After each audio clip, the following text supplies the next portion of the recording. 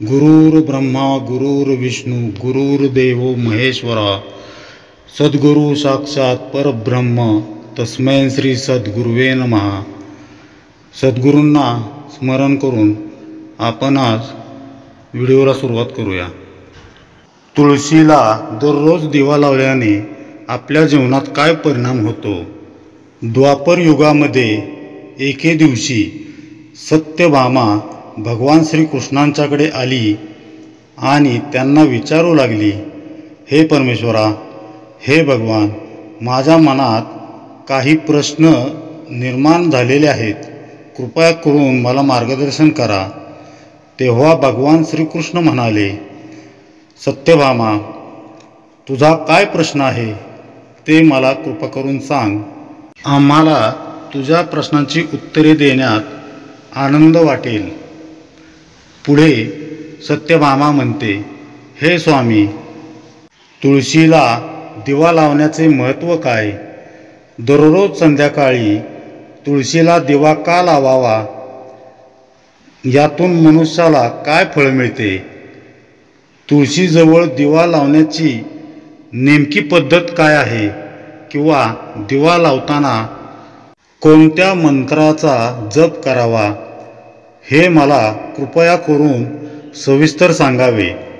तेव्हा भगवान श्रीकृष्ण म्हणतात, हे देवी, आज सर्व जगाचे कल्याण व्हावे अशाच हेतूने तू खूप छान प्रश्न विचारलेला आहेस। तुझ्या या प्रश्नाचे उत्तर देण्यापूर्वी मी तुला एक प्राचीन गोष्ट सांगणार आहे, ज्यामधून तुला तुझ्या सर्व प्रश्नांची उत्तरे मिळून जातील। या कथेमध्ये मी संध्याकाळी तुळशीजवळ दिवा लावण्याचे परिणाम सांगणार आहे, त्यामुळे ही कथा काळजीपूर्वक श्रवण करावी। ही कथा फक्त लक्षपूर्वक ऐकल्यामुळं माणसाला 100 वर्ष तुळशीजवळ दिवा लावण्याचे पुण्य प्राप्त होते। पुढे भगवान श्रीकृष्ण सांगू लागतात, तुळशीजवळ दररोज दिवा लावल्याने मनुष्याची सर्व पापे नष्ट होतात। जी स्त्री रोज संध्याकाळी तुळशीजवळ दिवा लावते ती भाग्यवान होते। तिच्या मागील जन्मांची सर्व पापे नष्ट होतात आणि तिला सुख समृद्धी प्राप्त होते।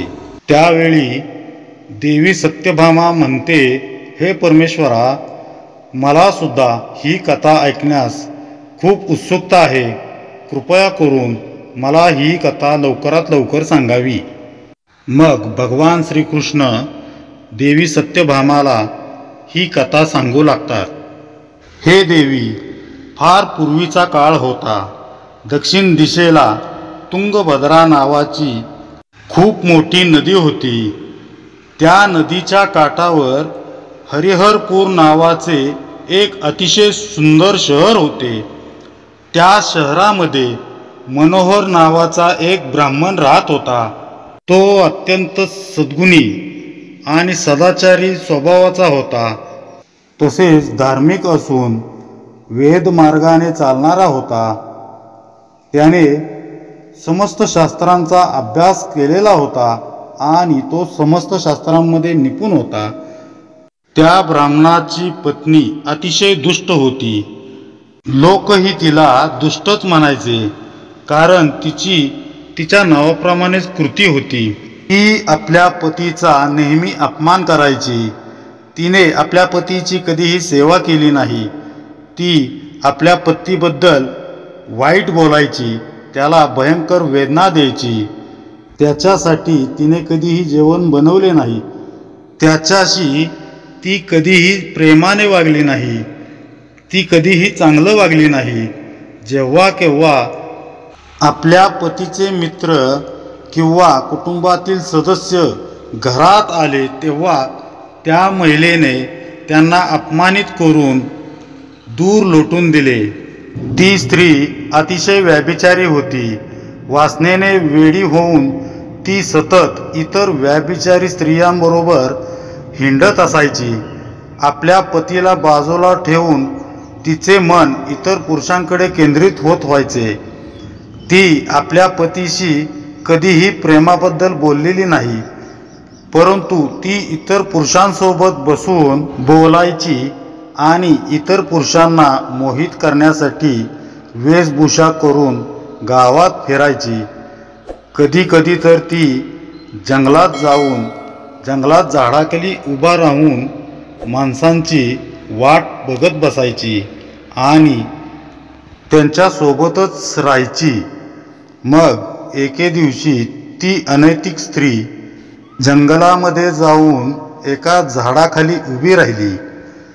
तिचे मन वासनेने अतिशय भरलेले होते आणि ती एखाद्या पुरुषाची वाट पाहत होती. मात्र बराच वेळ झाल्यावरही त्या ठिकाणी एकही मनुष्य तिला दिसला नाही. त्यामुळे ती अत्यंत दुःखी होती. मनुष्याच्या शोधात ती इकडे तिकडे बघत होती.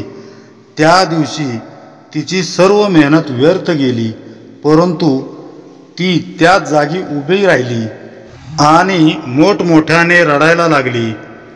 रडत रडत ती विचार करू लागली, आज एकही सुंदर देखणा पुरुष माझ्या वाटेने आला नाही. आता मी माझे काम कसे करणार? ती जोरजोरात आक्रोश करू लागली. त्याच जंगलामध्ये एक भयंकर वाघ राहत होता. त्या पापी स्त्रीचा रडण्याचा आवाज ऐकून तो जागा झाला आणि तिची शिकार करण्यासाठी त्याने तिच्याकडे झेप मारली. त्या भयंकर वाघाला पाहून त्या स्त्रीला घाम फुटला. ती अतिशय भीतीने थरथर कापू लागली. ती महिला धावण्याचा प्रयत्न करू लागली, पण ती सावरण्याआधीच त्या वाघाने आपल्या पंजाने तिला जखमी केले आणि ती महिला जमिनीवर खाली पडली. जमिनीवर खाली पडताच ती स्त्री ओरडू लागली, अरे वाघा, तू मला का मारतोयस? मला का खातोयस? मी तर माझ्या प्रियकराला इथे शोधत होते. तू मला सोडून दे. कृपा करून मला खाऊ नकोस आणि मला खाऊन तुला काय मिळणार? त्या स्त्रीचे असे बोलणे ऐकून तो भयंकर वाघ क्षणभर थांबला आणि हसत बोलू लागला, हे दुष्ट स्त्री, आज परमेश्वराने निर्मात्याने तुला माझे अन्न म्हणून निवडलेले आहे. माझे काम तुझ्यासारख्या पापी स्त्रियांचे भोजन करणे आहे आणि मी असे केले तरच मला या शरीरातून मुक्तता मिळेल. ती बाई म्हणू लागली, अरे वाघा, तू कोण आहेस? खरं सांग, तुला वाघ कशासाठी व्हावं लागलं आणि तू माझ्यासारख्या बायकांना का खातोयस? आधी सगळं सांग आणि मग मला खा. मग वाघ पुढे म्हणू लागतो, हे पापी स्त्री, मी तुला माझ्या मागच्या जन्माची गोष्ट सांगतो, कशामुळे मला वाघ व्हावे लागले. प्राचीन काळी दक्षिण देशात एक नदी होती. त्या नदीच्या काठी एक शहर बसलेले होते. त्या शहरात मी राहायचो. मी एक ब्राह्मणाचा मुलगा होतो. ब्राह्मणाचा मुलगा असून नदीकाठी यज्ञ वगैरे करायचो. त्या जन्मात मी अनेक पापी लोकांसाठी यज्ञ केले. मी त्या पापी लोकांच्या घरी भोजनही केले. पैशांच्या अतिलोभापोटी मी अनेक पापी लोकांसाठी कामे केली. ब्राह्मणाने घेऊ नये अशा गोष्टींचे दानही स्वीकारले. कोणत्याही प्रकारचे मी दान घेतले. तसेच मी इतरांकडून उसने पैसे घ्यायचो, पण मी ते घेतलेले पैसे कधीही कुणाला परत केलेले नाहीत. हे पाप अनेक वर्ष मी सतत करत राहिलो आणि पुढे मी म्हातारा झालो. माझे केस पांढरे झाले, माझे डोळे सुजले, माझ्या तोंडातील सर्व दात पडले, परंतु तरीही मी दान स्वीकारतच होतो. मी पापी दान घेण्याची सवय सोडली नाही आणि मी पाप करतच राहिलो. मग एके दिवशी पैशाच्या लोभासाठी मी नदीकाठी गेलो आणि इतर धूर्त ब्राह्मणांसह आम्ही लोकांची फसवणूक केली, खोटे मंत्र तंत्र उच्चारून योग्य कर्मकांड न करता देवदेवतांची पूजा केली आणि भरपूर दानधर्म पैसा अडका मिळवला.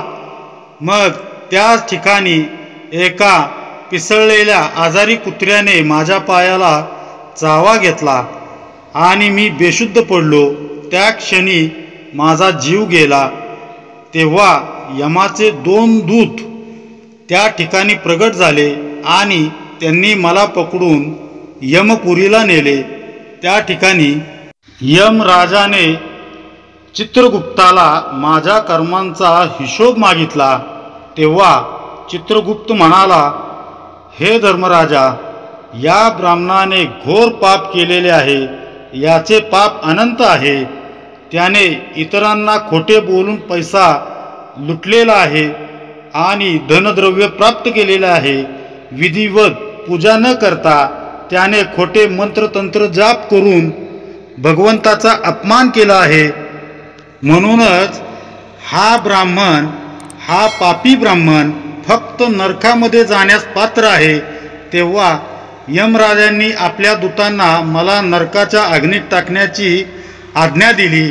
अनेक वर्षे नरकाची शिक्षा भोगल्यानंतर मला हे वाघाचे शरीर मिळाले आणि मी या घनदाट आणि दुर्गम अशा जंगलात राहू लागलो.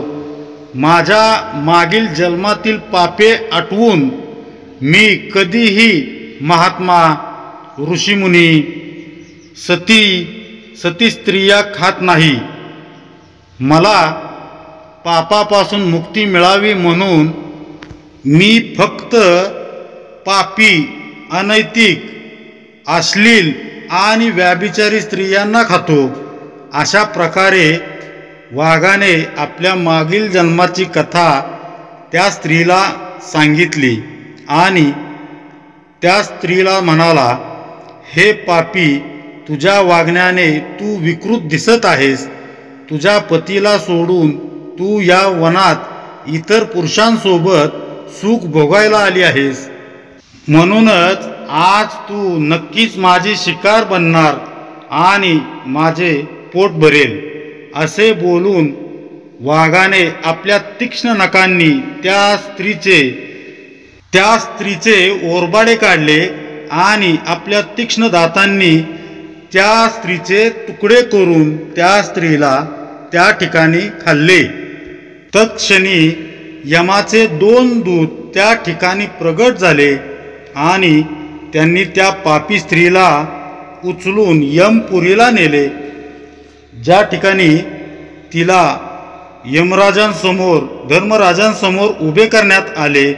तेव्हा चित्रगुप्ताने त्या स्त्रीचा संपूर्ण तपशील सांगत असताना यमराजांना म्हटले, हे धर्मराजा, ही स्त्री अत्यंत पापी स्त्री आहे. तिने घोर व अनन्य पाप केलेले आहे. तिने व्याभिचार केलेला आहे. तिने कधीही आपल्या पतीची सेवा केलेली नाही. ती आपल्या पतीला विसरून इतर पुरुषांसोबत आनंद लुटत होती. तिचे हे पाप ऐकून यमराजांना अतिशय क्रोध आला. त्यांनी त्या स्त्रीला अग्नीमध्ये भरलेल्या तलावात टाकण्याची आज्ञा केली.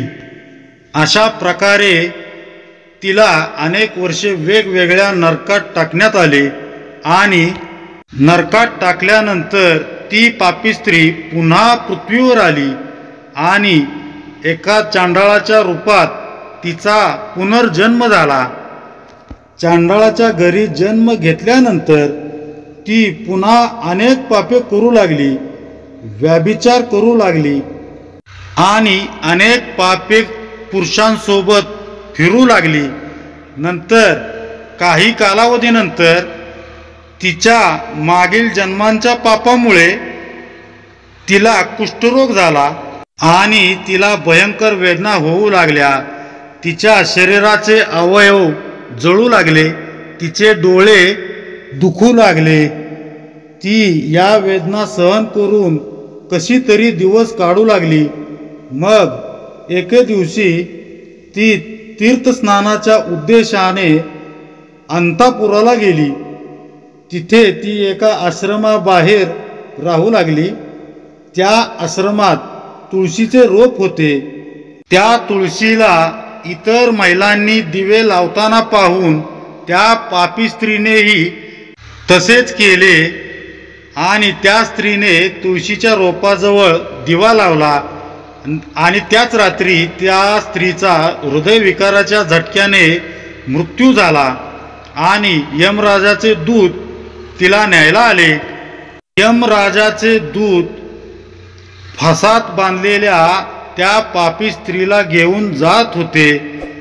त्यावेळी भगवान विष्णूंचे 2 सल्लागार त्या ठिकाणी प्रकट झाले आणि त्यांनी त्या दूतांना थांबवले आणि म्हणू लागले, हे यमदूतांनो, या स्त्रीला एकटे सोडा. ही स्त्री नरकात जाण्यास पात्र नाही. तुम्ही हा गुन्हा कोणाच्या सांगण्यावरून करत आहात? तेव्हा यमाचे दूत त्यांना म्हणू लागले, आम्ही हे सर्व यमराजांच्या सांगण्यावरून करत आहोत. त्यांनी या पापी स्त्रीला यमसदनी आणण्याचे आदेश दिलेले आहेत. पण तुम्ही आम्हाला का थांबवत आहात? ही स्त्री अत्यंत पापी असून तिला नरकात नेण्याचा आदेश देण्यात आलेला आहे.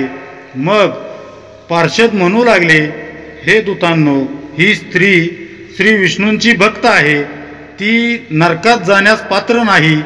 तिने संध्याकाळी तुळशीजवळ दिवा लावलेला आहे. त्यामुळे तिची सर्व पापे नष्ट झाली आहेत. म्हणूनच तो जीव आता नरकात जाण्यास पात्र नाही, तर तो जीव स्वर्गात जाण्यास पात्र झाला आहे. पार्षदांचे हे बोलणे ऐकून यमाचे दूत त्या स्त्रीला त्या ठिकाणी सोडून यमलोकात परत गेले. तेथे जाऊन त्यांनी यमराजाला संपूर्ण कथा सांगितली. तेव्हा भगवान विष्णूंच्या सल्लागारांनी त्या स्त्रीला दैवी विमानात बसवून स्वर्गात नेले. पुढे भगवान श्रीकृष्ण म्हणतात, हे देवी सत्यभामा, त्या स्त्रीच्या हातून तुळशीजवळ दिवा लागला आणि महान पुण्य घडले. त्याचप्रमाणे तुळशीजवळ दिवा लावल्याने मनुष्याची सर्व पापे नष्ट होतात. जी स्त्री रोज संध्याकाळी तुळशीजवळ दिवा लावते ती भाग्यवान होते. तिच्या मागील जन्मांची सर्व पापे नष्ट होतात आणि तिला सुख समृद्धी प्राप्त होते. त्याचप्रमाणे तुळशीजवळ दिवा लावताना या मंत्रांचा रोज जप करावा. ओम तुलसी देवाय च विद्महे विष्णू प्रियाय च धीमहि तन्नो वृंदा प्रचोदयात. पुढे श्रीकृष्ण म्हणतात, सनातन हिंदू धर्मामध्ये 10,000 गायी दान केल्यानं जे फळ मिळते तेच फळ तुळशीची पाने दान केल्याने मिळते.